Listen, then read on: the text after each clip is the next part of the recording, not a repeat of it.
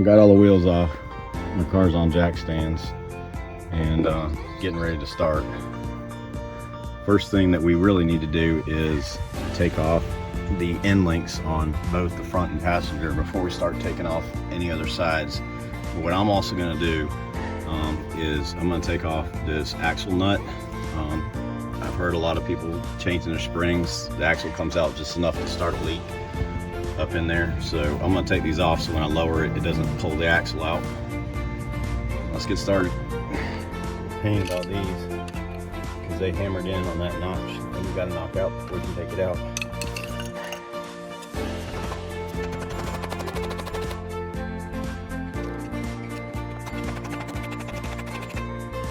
Looks enough to turn it.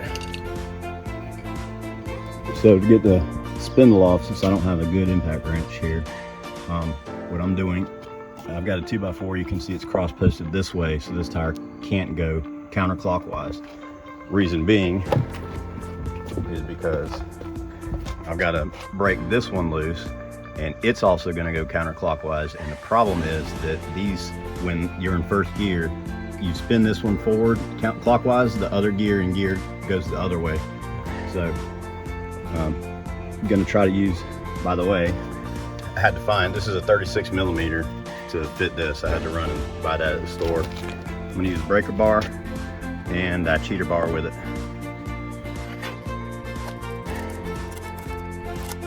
As you can see, that's why I used wood and not anything else to damage the threads.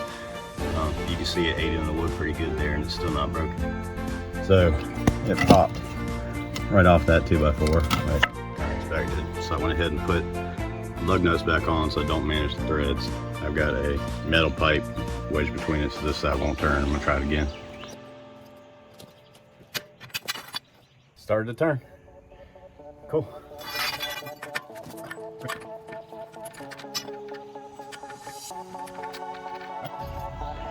So yes, I broke the breaker bar with the cheater bar on it. I broke the breaker bar. That nut don't want to come out. That spline's out enough for it to turn. So since I already broke the breaker bar,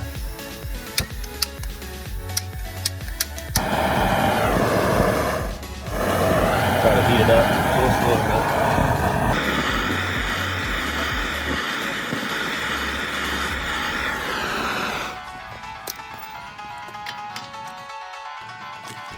I don't know if I heated it up enough.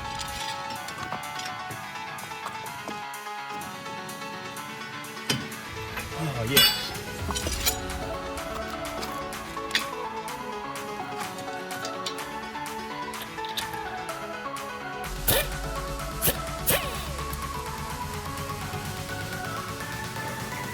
Got to undo 2 17s. This adaptive damper clip. See, I already took off the tie rod connector, actually the stabilizer bar end link, and I need to take this line off. There's a 12 bolt hitting there too.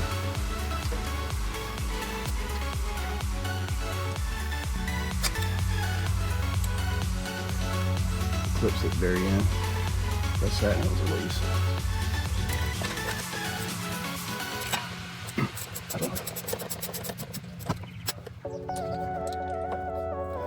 Alright, that's all loose. Now we just got those 2 7mm. 17, here's 17s. I'm gonna try to drop it down.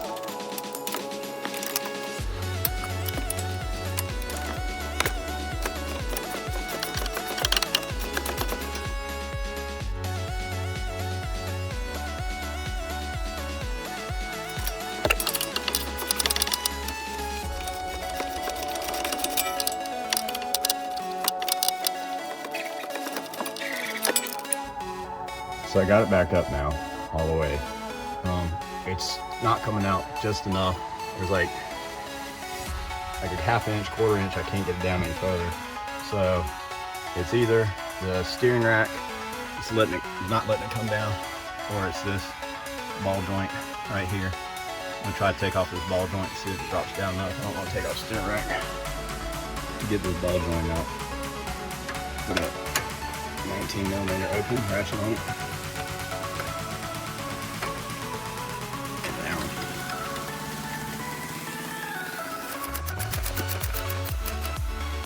I got that ball joint loose. Let's see if it'll drop all the way down. The only thing keeping it from coming down right now is the steering rack. After a little shimmying, got it where it needs to be out, but did not take the steering rod off. Another thing you need to know is, last thing you want to do is these until you get the second side done. Problem is I took this ball joint out to get the strut in and out, which made it easier for me. But this ball joint's not going to properly go in without this up. It's hitting the, I don't know if you can see it right there. Right here is this is the front sway bar. This is the end link. So I actually have to have that connected up top and then use the jack on the knuckle here and pump it up to get this in there properly. So I'm gonna do the other side before I attach both of those.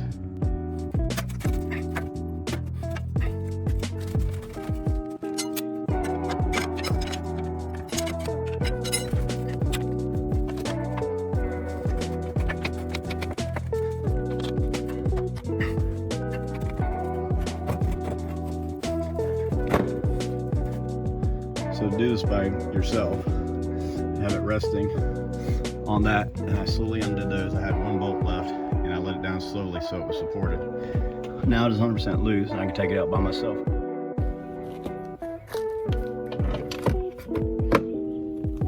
There we go. Spring presses.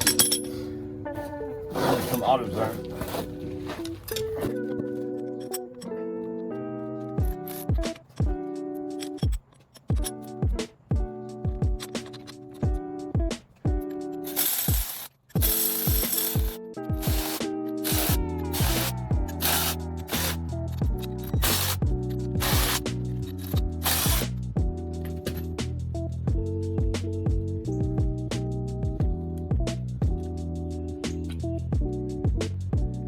So I'm going to try to do to keep this from spinning, and I don't want to mess up the threads. Put the original titanium bolts from up at the top upside down, so that this is now caught, and it'll hit this to prevent it from turning without stripping the threads.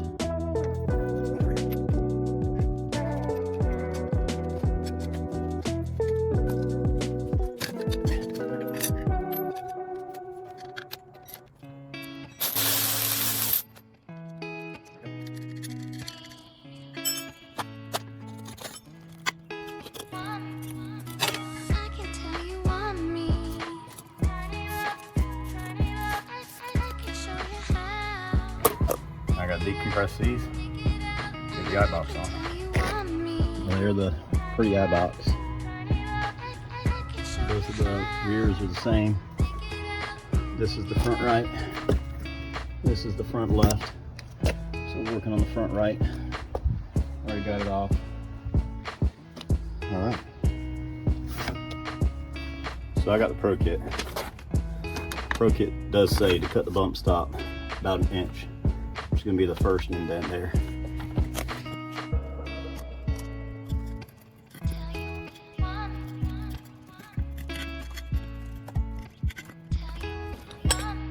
When you put the eye box on, make sure the writing is up, and front and left are different. FL for left. I actually already put this one on. I'm doing the other side right now.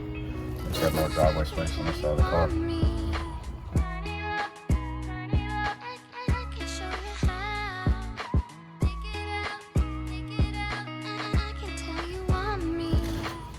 See, there's an indent with 2 down things, matches this, where those indents are.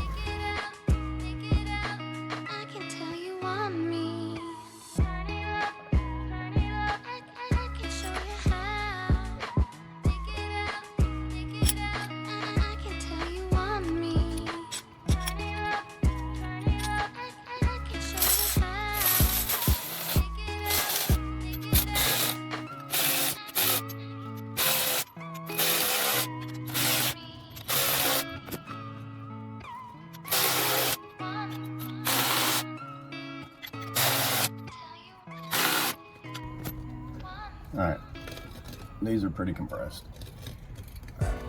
That's showing out the top. plenty of wiggle room. Now we got to do the alignment before we tighten it up. So the front right here has got to match up with the pointed bolt, and the alignment bolt's at the back because this is the way it's going in the car.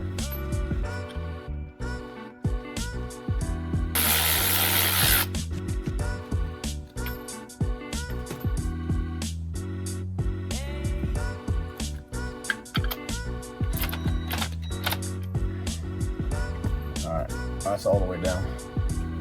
It's still spinning because there's no compression. I need to make sure this is lined up while I'm letting the compression off.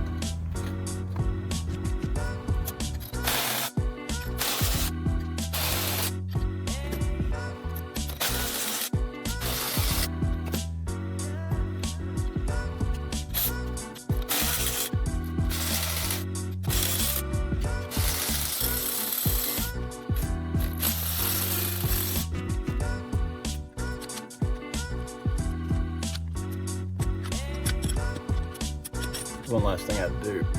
There's little, I don't know if you can see it, little rings in there, little tines. I got to pull this boot down to clip over those so it doesn't come up. Get the strut back in. I've just got it resting in here. I'm gonna try to line it up, feed it through, see if I can throw it one nut. This is easier with two people, obviously.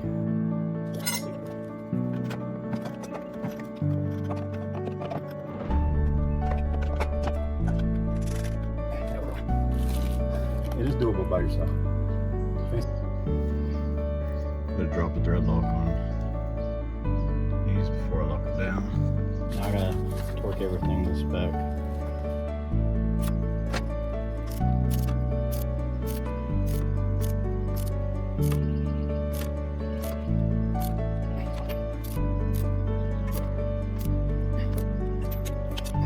Just a reminder to not hook up your brake line or your adaptive damper until you've torqued these nuts to spec. Otherwise you can't get to the back of that bolt right there. And of course, don't forget, once you do that 12 bolt on that, go ahead and clip in your adaptive suspension. I think I got that enough.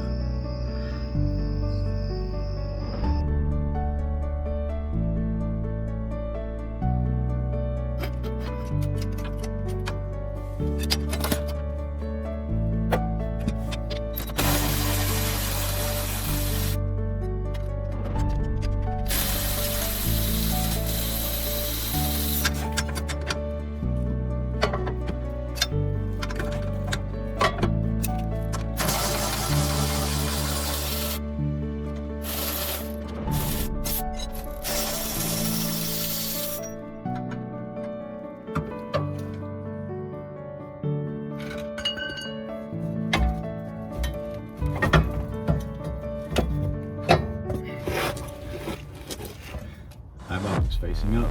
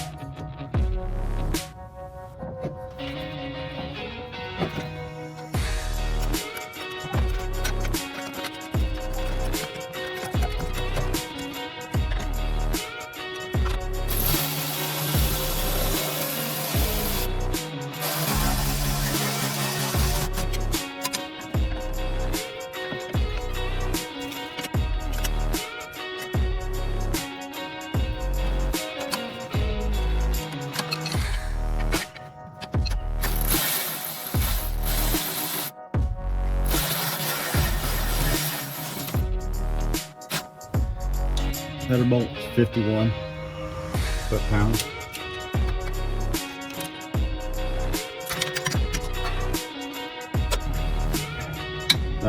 lower stabilizer link is 30 foot-pounds.